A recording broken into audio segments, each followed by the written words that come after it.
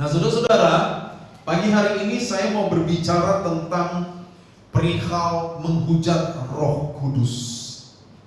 Ya, kenapa saya berbicara tentang ini? Menurut saya ini sangat penting untuk kita coba kembali pelajari, ya, karena kita harus tahu bahwa hari ini, ya, ketika Bapa merencanakan rancangan keselamatan bagi kita, lalu Bapa mengutus atau memberikan anaknya yang tunggal, yaitu Yesus Kristus, dan Yesus Kristus sudah melaksanakan karya penebusan dengan mati di kayu salib.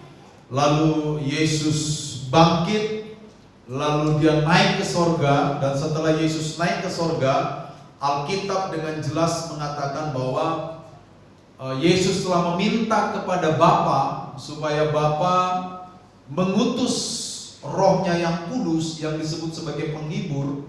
Dan ketika Yesus sudah naik ke sorga, maka Roh Kudus inilah yang akan menyertai kita selama-lamanya. Dan Roh Kudus ini akan mengajarkan kita tentang segala sesuatu, mengingatkan kita tentang segala hal yang pernah diajarkan kepada kita. Jadi hari ini saudara-saudara, Roh Kudus adalah bagian dari Trinitas atau Tritunggal yang begitu aktif terlibat dengan hidup kita. Oleh karena itu penting bagi kita untuk memahami terkait hal menghujat Roh Kudus, sehingga kita tidak melakukan tindakan untuk menghujat Roh Kudus ini, saudara. Ya, mari kita buka Alkitab kita di dalam Markus pasal 3. Markus pasalnya yang ketiga. Kita akan baca ayat 20 sampai ayat 30. Markus pasalnya yang ketiga. Kita akan baca ayat 20 sampai ayat 30, saudara-saudara. Ya. Sudah dapat ya? Saya akan baca dari terjemahan baru yang kedua. Mungkin ada sedikit kata-kata yang berbeda, tetapi tidak membuat pesan firman Allah menjadi berbeda, ya.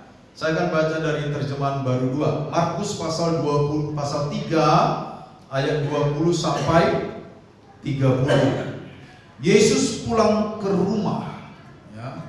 Orang banyak datang lagi berkerumun sehingga makan pun mereka tidak dapat. Waktu keluarganya mendengar hal itu, mereka datang hendak mengambil dia, sebab kata mereka, dia tidak waras lagi. Ahli-ahli Taurat yang datang dari Yerusalem berkata, ia kerasukan Beelzebul, dan dengan kuasa pemimpin setan ia mengusir setan. Yesus memanggil mereka, maksudnya memanggil ahli-ahli Taurat ini, ya, memanggil mereka, lalu berkata kepada mereka dalam perumpamaan, bagaimana iblis dapat mengusir iblis? Ya. Jika suatu kerajaan terpecah, kerajaan itu tidak dapat bertahan. Dan jika suatu rumah tangga terpecah, rumah tangga itu tidak dapat bertahan. Demikian juga kalau iblis berontak melawan dirinya sendiri, dan kalau ia terpecah, ia tidak dapat bertahan. Tetapi, maksudnya kalau itu terjadi, iblis berontak melawan iblis, tetapi sudah tiba kesudahannya. Artinya kerajaan iblis itu pasti hancur, ya. Tetapi tidak seorang pun dapat memasuki rumah seorang yang kuat untuk merampas harta bendanya, apabila ia tidak lebih dahulu mengikat orang kuat itu. Sesudah itu barulah ia merampok rumahnya. Ini perumpamaan, ya. Ini tidak sedang bahwa Yesus ngajarin kita ngerampok rumah ini. Jangan salah ini, ini perumpamaan. Ya. Sesungguhnya aku berkata kepadamu, semua dosa dan hujat anak-anak manusia akan diampuni. Ya, semua hujat yang mereka ucapkan. Namun siapa saja yang menghujat Roh Kudus tidak mendapat ampun selama-lamanya, melainkan bersalah karena berbuat dosa yang kekal. Nah, perhatikan ayat 30 ini. Ia berkata demikian karena apa? Karena mereka ahli-ahli Taurat ini menuduh Yesus kerasukan roh jahat, yaitu Beelzebul tadi. Ya. Nah, pertama kita akan coba melihat apa hubungan dosa dan pengampunan. Next door. Ya, dosa dan pengampunan. Di dalam Yesaya pasal 1 ayat 18. Yesaya ini perjanjian lama. Dikatakan di sini, marilah baiklah kita berperkara firman Tuhan. Sekalipun dosamu merah seperti kirmizi, akan menjadi putih seperti salju. Sekalipun berwarna merah seperti kesumba, akan menjadi putih seperti bulu domba. Nah, Yesaya memberikan semacam pengharapan yang jelas tentang dosa, bahwa ketika orang Israel berbuat dosa yang menyebabkan mereka ditawan ke Asyur, ya, tahun 722 sebelum Masehi, ya, Allah mengizinkan Israel ditawan ke Asyur, Assyria waktu itu karena dosa mereka. Tetapi belas kasihan Allah itu selalu ada pada umatnya. Makanya di dalam Alkitab kita akan sering menjumpai satu istilah sisa atau remnant, sisa. Jadi ketika Allah mengizinkan penghukuman terjadi kepada umatnya, selalu ada yang tersisa. Ya, remnant gitu. Selalu ada yang tersisa. Nah, kenapa selalu ada yang tersisa? Karena Allah pada dasarnya selalu ingin mengampuni dosa. Ini poin, saudara. Allah pada dasarnya selalu ingin mengampuni dosa. Makanya dikatakan, sekalipun dosamu merah seperti kirmizi, akan menjadi putih seperti salju. Sekalipun berwarna merah seperti kesumba, akan putih seperti bulu domba. Jadi ini pengharapan pengampunan. Ketika kita bicara tentang dosa, maka Allah pada dasarnya selalu memberikan ruang untuk sebuah pengampunan. Itu yang pertama. Kita lihat perjanjian baru, next, ya. 1 Yohanes pasal 1 ayat 7 dan ayat 9. Ya, yang saya catat di sana itu cuplikan ayat 7. Dikatakan begini, darah Yesus anaknya itu menyucikan kita dari segala dosa. Lalu ayat 9 saya cuplik lagi, Ia akan mengampuni segala dosa kita dan menyucikan kita dari segala kejahatan. Ya, tetapi ingat, ada frasa yang saya hilangkan di sana supaya kita lebih mengetahui ayat ini. Coba kita buka 1 Yohanes 1 ayat 7 dan ayat 9 itu. Frasa apa yang hilang di sana itu? Ya. Satu orang boleh membaca 1 Yohanes 1 ayat 7. Silakan.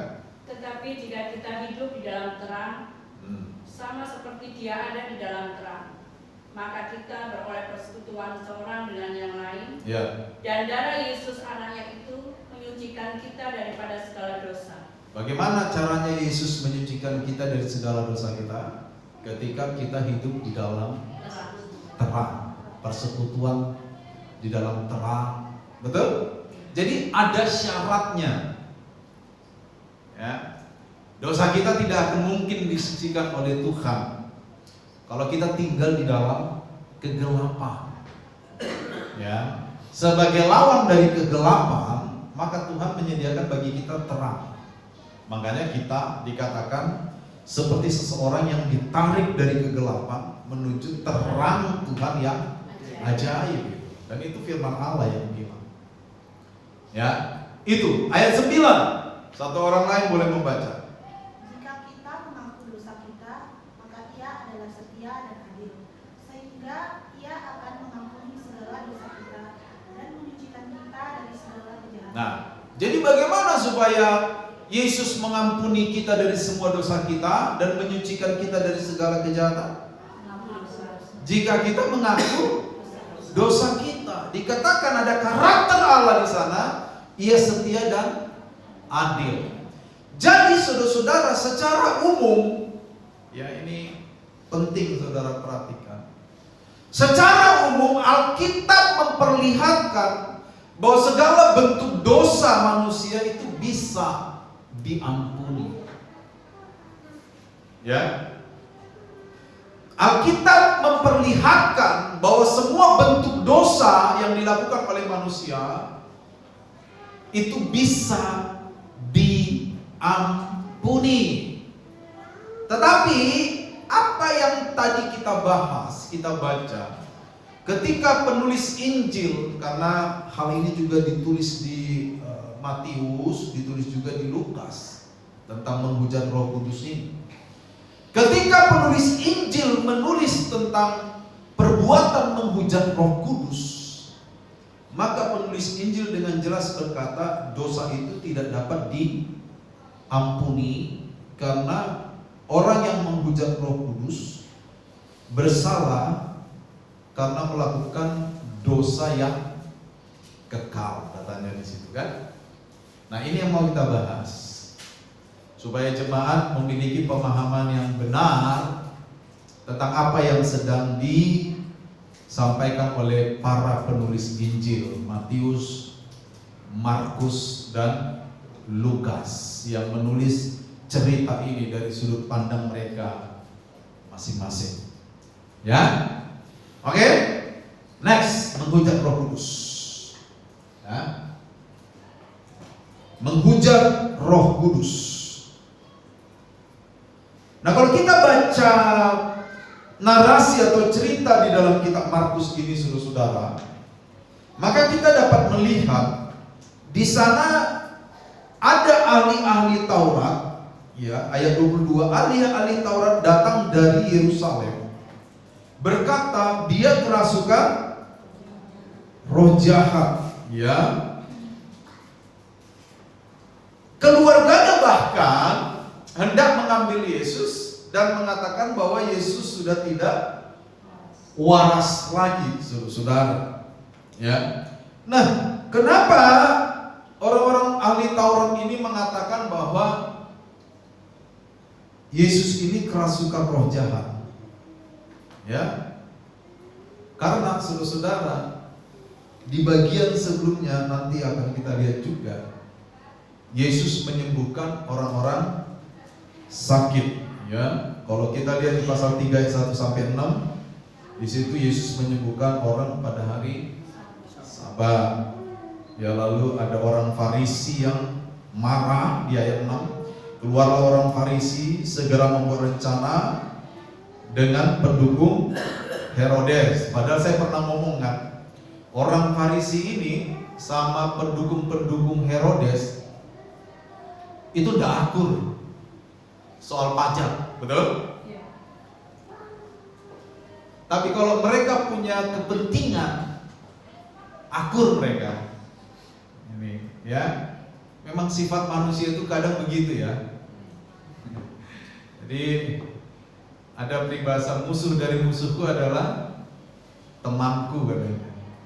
Ya, kalau kita nggak cocok, ini manusia ya.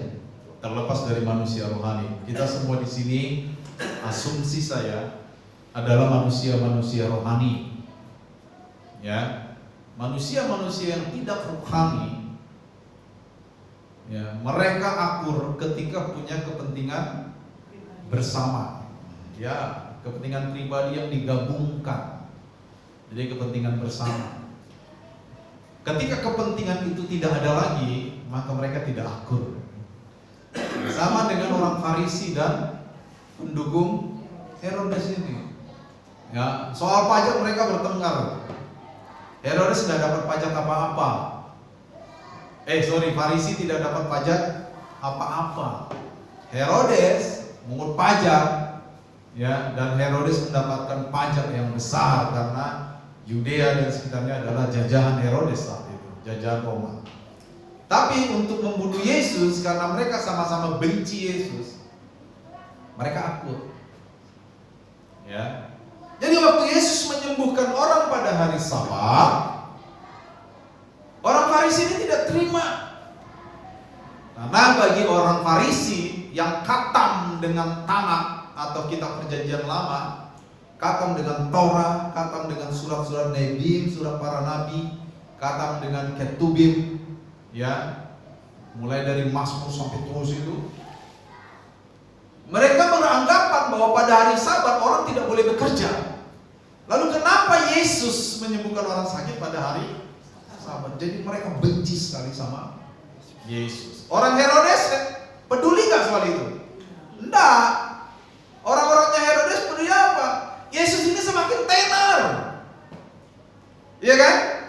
Yesus ini semakin terkenal, semakin dipuji oleh banyak orang. Waduh, kuasa Herodes ini terancam ini, ya, terancam. Maka bersatulah mereka untuk menangkap Yesus. Ya, jadi ahli-ahli Taurat ini mengatakan Yesus kerasukan roh jahat. Yesus kerasukan Beelzebul. Beelzebul itu sebenarnya dewa orang Kanaan. Ya, tapi pada masa itu, pada masa Yesus melayani di bumi, Beelzebul itu dipakai oleh orang-orang Yahudi, dipakai oleh orang-orang Yahudi untuk menunjuk kepada setan, para setan. Jadi waktu orang-orang ahli Taurat ataupun di dalamnya tergabung orang-orang Farisi, ketika mereka mengatakan bahwa Yesus kerasukan Beelzebul, maka itu sama dengan mengatakan bahwa Yesus bekerja sama dengan setan. Nah, Yesus menunjukkan logika mereka itu salah. Ya. Yesus menunjukkan bahwa logika mereka mustahil. Mustahil begitu. Kenapa? Karena perlakuan Yesus atau perbuatan Yesus justru melawan setan. Bagaimana setan melawan setan? Logika mana? Makanya dikatakan kalau ada kerajaan di dalamnya terpecah, maka kerajaan itu hancur. Kalau ada rumah tangga nggak sepakat, suami melawan istri, istri melawan suami, rumah tangga pasti hancur. Kan ada di sini kan? Sama kata Yesus. Kalau setan melawan setan, ya kerajaan setan hancur. Logikamu bagaimana sih? Ya. Nah, ini saudara jangan sakit hati sama saya kalau logika saudara kadang saya patahin ya. Memang gak enak kalau kita berlogika lalu dipatahkan, apalagi gak sesuai dengan maunya kita. Itu memang gak enak secara manusia, gak enak. Tapi kebenaran kadang begitu. Kebenaran kadang pahit. Sambiloto juga pahit, tapi bagus untuk kesehatan, bagus untuk orang yang batuk, bagus untuk orang yang sakit gula, bagus untuk banyak hal, iya kan? Kebenaran itu seringkali pahit. Kalau logika-logika rohani kita dipatahkan oleh kebenaran, ya kita harus bisa menerima itu. Kadang kita terjebak dalam gini loh saudara, ini apa namanya nih? Ini berbelok ke kiri nih pembahasannya. Begini, kadang-kadang kita ketika kita dikoreksi orang lain, kita bilang orang itu menghakimi, ya kan? Kan cepat gitu, kamu jangan menghakimi kamu. Nah, padahal itu dikoreksi. Sebenarnya apakah kita tidak boleh menghakimi? Boleh. Suatu saat mungkin kita bisa bicara soal itu, tetapi dengan cara yang benar. Gitu dia. Ya.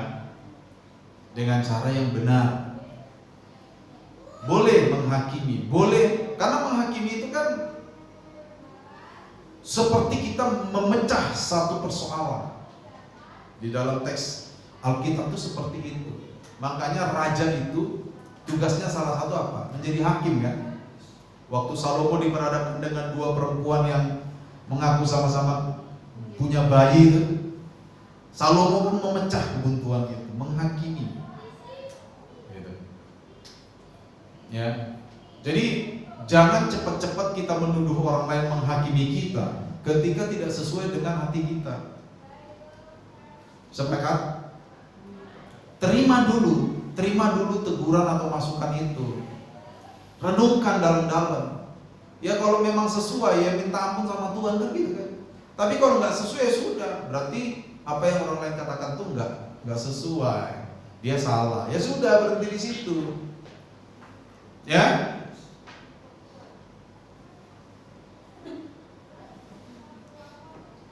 Kadang-kadang seperti itu, saudara, ya. Nah, kembali ke pembahasan kita. Yesus menguji akal sehat orang Farisi atau ahli Taurat. Ahli Taurat. Kamu kan ahli Taurat. Ngerti firman Allah. Atau hei Farisi, engkau katanya Farisi ini kan penghafal Taurat, ngerti firman Allah. Kok kamu tuduh saya kerasukan setan untuk menghancurkan setan? Logikamu keliru. Mana ada setan ngancurin setan? Kalau setan ngancurin setan, maka kerajaan setan akan hancur. Setan-setan pada keluar sarangnya. Ya kan gak punya kerajaan lagi. Entah kenapa Yesus ini memberi beberapa contoh. Dia kasih contoh tentang rumah tangga. Begitu juga rumah tangga katanya. Ya kan di sini kan? D25 kan? Kalau di dalam rumah tangga itu terpecah-pecah, tidak sehati, tidak sepikir, rumah tangga itu hancur. Betul nggak, saudara? Apa yang membuat rumah tangga hancur? Ya karena tidak sehati. Tidak sehati itu bukan berarti keinginan hati kita sama terus, enggak. Tidak sehati itu berarti bisa saling mengerti dan menghargai. Kalau istrimu suka bakso, ya jangan paksa dia makan pepaya mentah, nggak nyambung. Ya itulah contohnya, ya kan? Kadang-kadang dalam rumah tangga tuh begitu. Suaminya nggak suka cilok, dipaksa. Kita kan udah saling mencintai lahir batin, ya kan? Kamu juga udah bilang I love you to the moon, munopo. Kalau gitu kamu juga harus menyukai apa yang saya sukai. Saya suka ayam grepek, kamu juga suka ayam grepek. Bukan begitu sehati. Sehati itu berarti bisa melihat satu persoalan walaupun dengan cara yang berbeda, tetapi ujungnya kepada jalan keluar. Itu sehati. Hendaklah kamu sehati sepikir di dalam imanmu. Masa iya semua jemaat punya pikiran yang sama? Kan tidak. Jadi ya, kita kembangkan sedikit apa yang Yesus katakan. Kalau rumah tangga mau bertahan, maka orang-orang yang ada di dalam rumah tangga itu harus sehati sepikir. Jangan terpecah-pecah, ya. Lalu Yesus bilang demikian juga iblis, ya. Jangan terpecah-pecah. Lalu Yesus menjawab mereka dengan ayat 27. Perhatikan ayat 27, dikatakan gini, tetapi tidak seorang pun dapat memasuki rumah seorang yang kuat untuk merampas harta bendanya apabila ia tidak lebih dulu mengikat orang kuat itu, baru diambil hartanya. Artinya apa? Ketika Yesus menyembuhkan orang-orang sakit, ketika Yesus mengusir setan-setan dari orang-orang sakit, itu bukan berarti Yesus iblis, tapi dia sedang mengalahkan iblis. Logikamu di mana di Taurat? Logikamu di mana? Kok kamu tuduh saya kerasukan setan? Kok kamu tuduh saya kerasukan setan itu?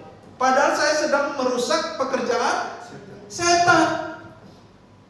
Kamu dibilang cerdas, oke, kamu ahli Taurat, kamu orang Farisi. Tapi kok kamu sengaja bodoh itu? Karena kadang-kadang kalau kita nggak suka sama orang, kita bikin diri kita sengaja bodoh itu. Ada amin, saudara? Enggak. Karena ini nggak enak didengar, Pak. Ya kan? Memang berbuat benar itu butuh komitmen, saudara-saudara. Hidup benar itu butuh pertolongan Roh Tuhan. Ya, seperti itu. Nah, next bro, ayah. Nah dikatakan di sini, saudara, ahli-ahli Taurat tersebut. Apakah kesimpulan itu dilontarkan karena ketidaktahuan mereka tentang apa yang Yesus kerjakan? Tidak. Mereka tahu kok Yesus menyembuhkan orang sakit, Yesus mengusir setan-setan. Tetapi apa yang dilakukan Yesus itu tidak memenuhi kepentingan mereka. Ya, itu tidak memenuhi kepentingan mereka. Apa yang dikerjakan oleh Yesus, saudara-saudara, itu tidak memberi ruang untuk orang Farisi dan ahli Taurat untuk mendapatkan apa yang mereka inginkan. Harusnya orang Farisi dan ahli Taurat loh yang tenar, betul nggak? Mereka penguasa rumah Tuhan, betul? Mereka penguasa bait Allah. Harusnya mereka yang tenar. Tetapi waktu Yesus menyembuhkan orang sakit, sementara ahli Taurat nggak bisa melakukannya, mereka mulai iri. Ketika Yesus mengusir setan-setan, sementara ahli Taurat dan orang Farisi nggak bisa melakukannya, mereka kehilangan pamor. Orang-orang mulai melihat kepada Yesus. Orang-orang tidak lagi memperhitungkan keahli Tauratan mereka. Orang-orang tidak lagi memperhitungkan status mereka sebagai Farisi. Tidak lagi. Sehingga ahli Taurat, orang-orang Farisi ini memiliki iri hati kepada Yesus dan karyanya. Dan di dalam Injil Matius 27 ayat 18 saudara boleh cek. Di sana, oleh karena iri hati dan dengki, maka mereka selalu merencanakan kematian Yesus. Yesus harus mati. Bukan karena Yesus bersalah, tapi karena mereka dengki. Ingat itu. Jadi kedengkian dan iri hati itu bisa membuat kita mengambil langkah-langkah keliru. Bahkan bisa membuat akal yang kita yang tadinya sehat menjadi tidak sehat. Seperti ahli Taurat ini. Yesus mengusir setan, malah Yesus dituduh bekerja sama dengan setan. Akalnya tadinya sehat, karena dengki, karena iri, akal yang tadinya sehat menjadi tidak sehat. Mereka menginginkan kematian Yesus bukan karena Yesus bersalah, tapi karena dengki. Nanti bisa dicek tuh Matius 27:18. Di situ jelas dikatakan mereka dengki dan mereka mencari cara untuk membunuh Yesus. Bagaimana dengan kita? Masih ada dengki, suka iri, amarah di dalam diri kita? Ingat ya saudara, kedengkian, rasa iri, amarah yang tidak terkendali dan semuanya itu bisa mengubah akal sehat kita menjadi tidak sehat. Ya, itu bisa menjadikan kita yang punya gelar tinggi, ya, tapi pada praktiknya kita terlihat bodoh. Coba saudara lihat yang koruptor, rata-rata S3, iya kan? Mereka korupsi. Apa mereka tidak tahu kalau korupsi itu dosa? Tahu kan? Nggak usah yang S3 saudara. Yang taman SMA juga tahu kok korupsi itu dosa. Tapi apakah iya mereka tidak korupsi? Korupsi mereka. Karena korupsi itu enak. Ya kan? Dapat uang sekian ratus miliar, paling penjara 2 tahun. Siapa mau ngumpah kita 2 tahun sekian ratus miliar? Di penjara juga dapat ini dan itu, enak betul. Iya kan?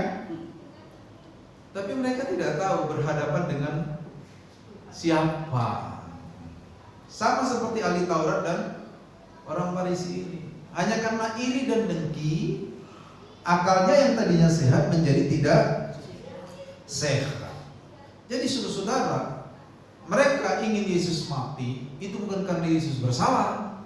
Mereka ingin Yesus mati karena mereka dengki, saudara. Dan Yesus mengetahui motif ahli-ahli Taurat tersebut. Nah, perlu diingat pada masa itu ya, keterlibatan dengan setan, ya apakah itu petenung dan sebagainya, itu adalah perbuatan yang pantas dihukum mati. Ingat kisah Saul? Ya kan? Waktu dia mencari seorang perempuan untuk menenung, menghadirkan Samuel, masih ingat? Petenung ini bilang, wah jangan-jangan kamu menjebak saya supaya saya dihukum mati. Jadi kalau ada orang dituduh bekerja sama setan pada masa itu, berarti orang itu layak dihukum mati. Memang tujuan mereka untuk menghukum mati Yesus memang. Makanya dituduh, wah kamu dirasuk Beelzebul kamu dirasuk setan kamu. Ya. Jadi akal yang sehat bisa menjadi tidak sehat ketika ada iri, ada dengki, ada amarah. Betul? Kapan gelas bisa pecah? Ketika marah. Ketika dapat uang 2.573.500 rupiah, gelas pecah enggak? Bahkan gelas diisi kopi. Haleluya. Baru dapat bonus dari YouTube 2.700.000 sekian. Lagunya apa? Ku mau memujimu, ku selalu pujimu. Aduk 7 kali ke kanan, balik 7 kali ke kiri. Ku mau menyembahmu. Ya kan? Seruput kopinya kan, jangan sampai ketinggalan ahnya. Gitu kan? Tapi coba lagi marah. Apa? Gelas yang tebal pun bisa hancur kalau lagi marah. Akal sehat menjadi tidak sehat. Iya kan? Ya. Ibu Ruth toh sudah mengaku di depan umum. Ibu Ruth ini pernah ulek HP. Kan Ibu Ruth sendiri yang ngaku di depan umum. Jadi saya nggak bongkar aib loh ya. Itu dalam keadaan dapat uang atau dalam keadaan marah? Oh jengkel. Itu kalau dibanding marah lebih kuat mana? Jengkel atau marah? Sama aja. Oh sama. Baru kali itu kejadian di dunia internasional. Ada HP diulek. Biasanya yang diulek kan cabai sama pasangan kita kan. Ini HP diulek. HP diulek. Kenapa? Karena marah, betul nggak? Jengkel, betul? Apa Ibu Ruth tidak mengerti kalau HP itu berharga? Mengerti, tapi akal sehat menjadi tidak sehat. Tapi itu kan dulu ya Bu ya. Sekarang nggak lagi.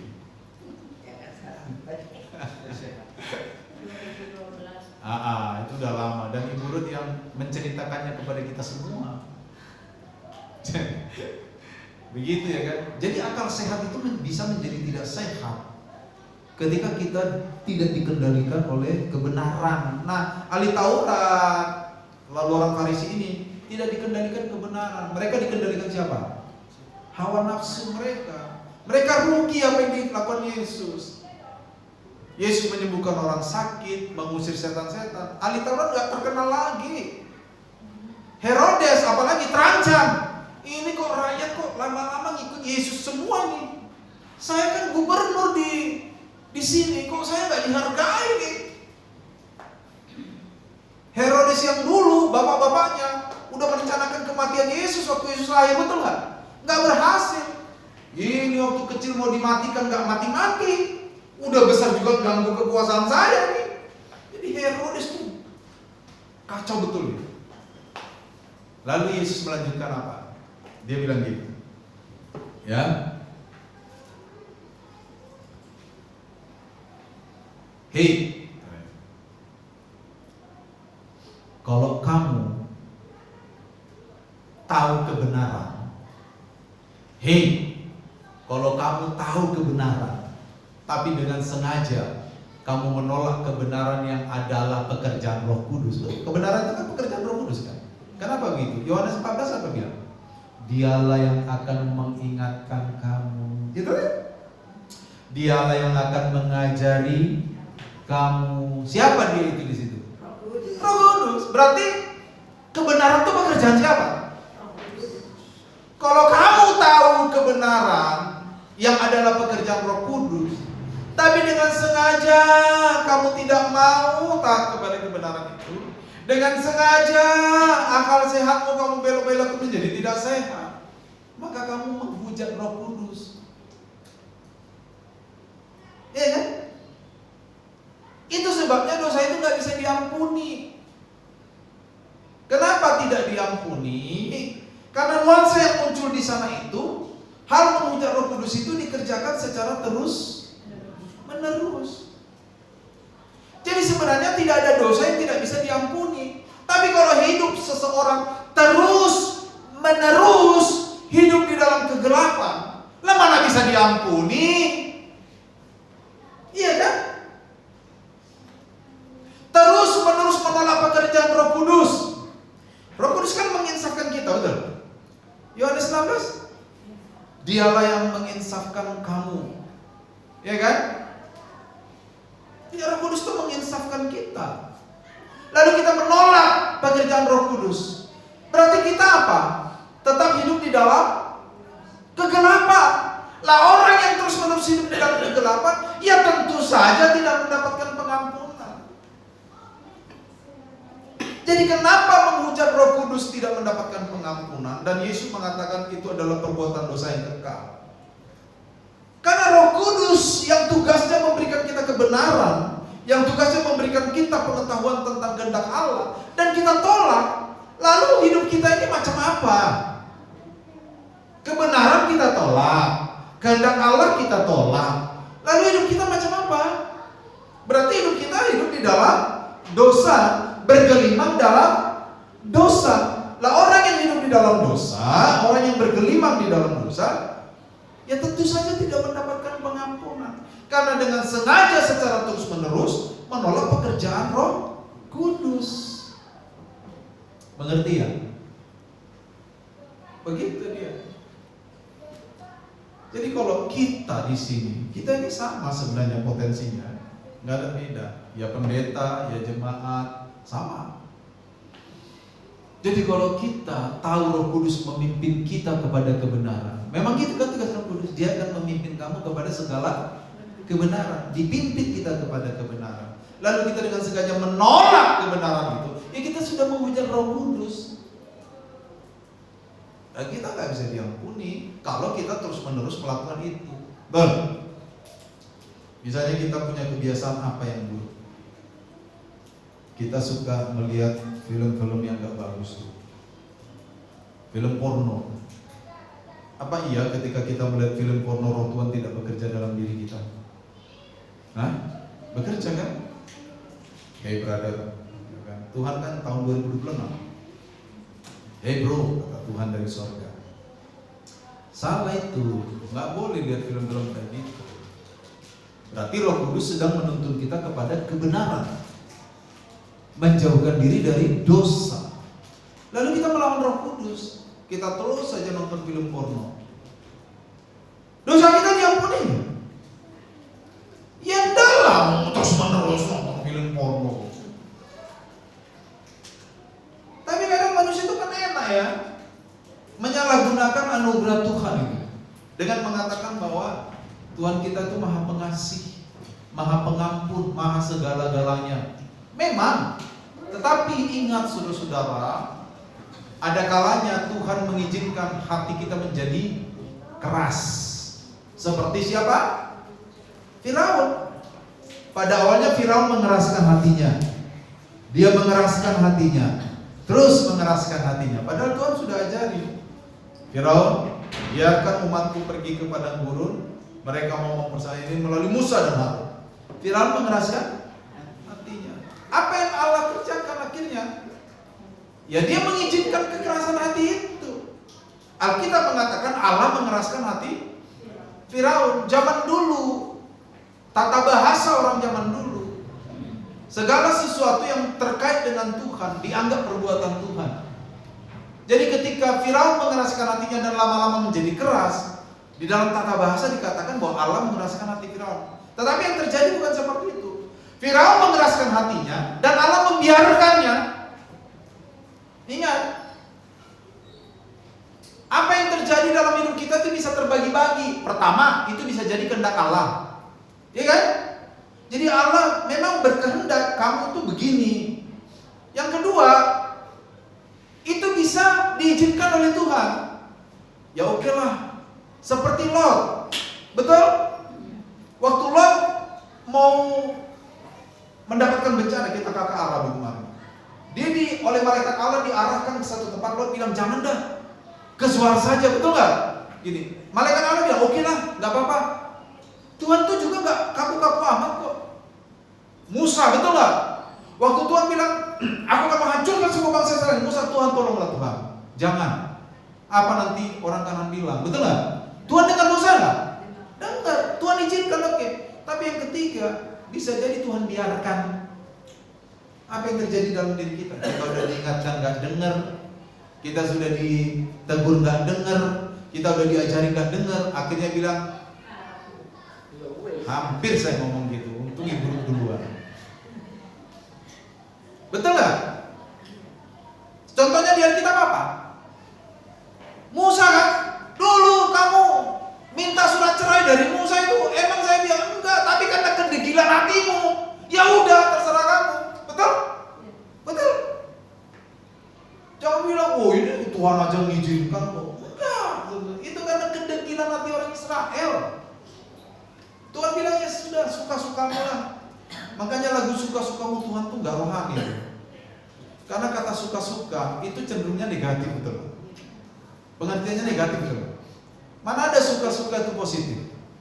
Mana ada dalam keadaan positif? Pak, suka-suka lu, enggak, suka-sukamu dah.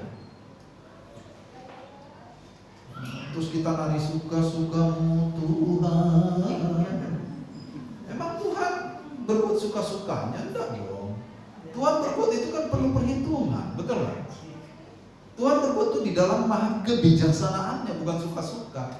Enggak pernah Tuhan terekspresi dalam kitab suka-sukanya, enggak pernah. Makanya di gereja ini enggak boleh lah gitu ya. WL enggak, jangan nanti suka-sukamu Tuhan. Tuhan tuh enggak pernah suka-suka. Karena kata suka-suka itu pemahamannya negatif. Itu dia. Tuhan gak pernah suka-suka sama kita. Dia mengingatkan Firaun, biarkan. Firaun mengeraskan hati. Firaun, biarkan, mengeraskan hati.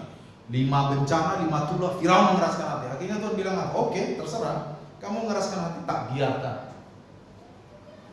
Tulah ke-10, Firaun luluh karena anak sulungnya mati.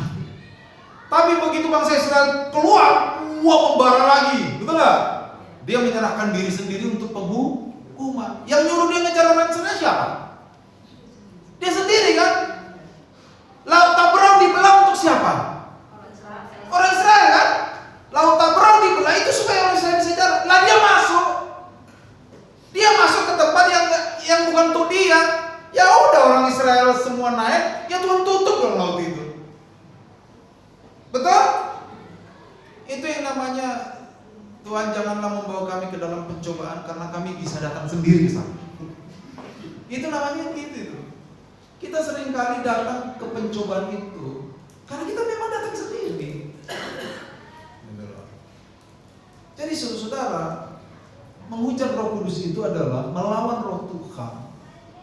Sementara kita tahu Roh Tuhan itu memimpin kita dalam kebenaran, Roh Tuhan itu memimpin kita di dalam segala kehendak Allah. Roh Kudus itu memimpin kita di dalam semua yang Allah ingin kita kerjakan dalam hidup kita. Tapi dengan sengaja kita menolak karya itu. Dengan sengaja kita menolak logika-logika Roh Kudus dalam diri kita.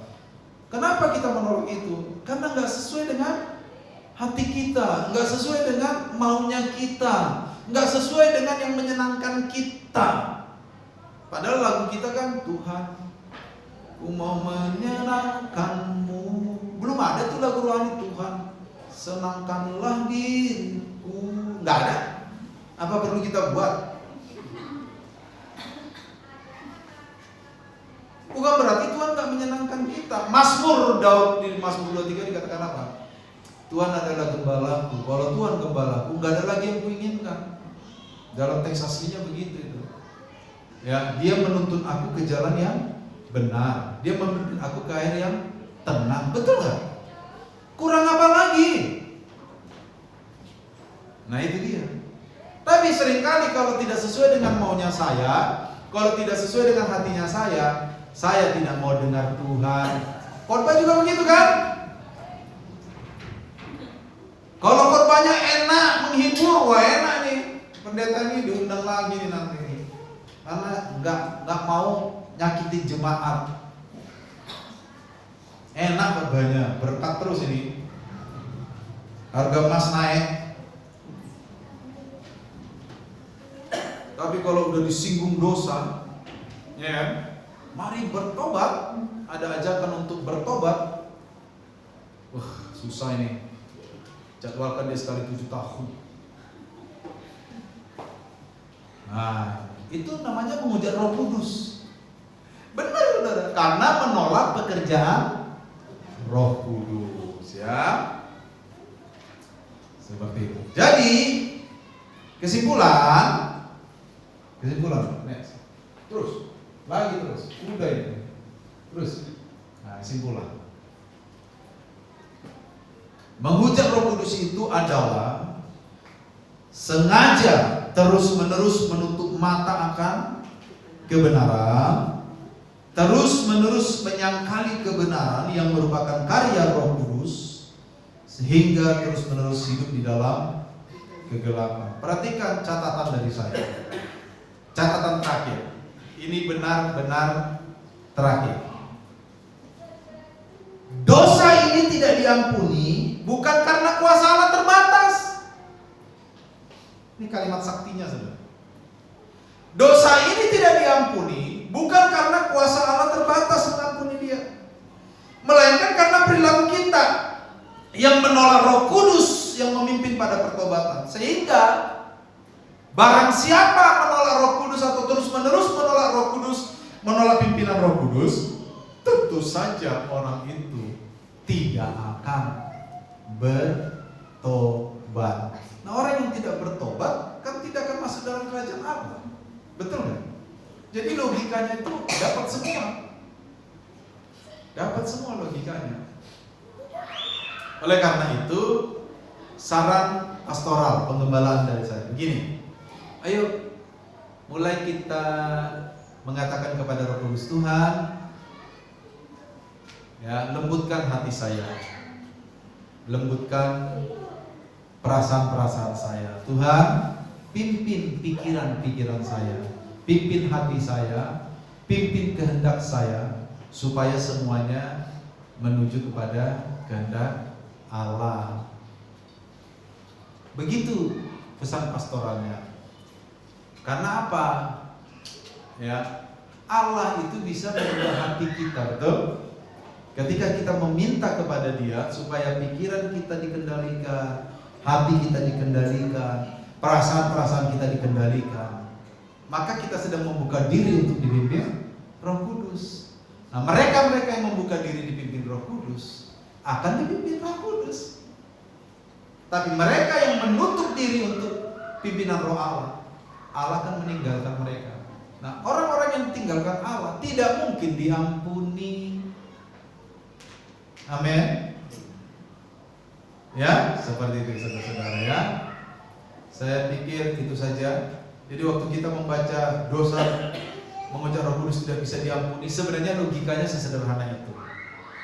Ya, tidak ada dosa yang tidak bisa diampuni.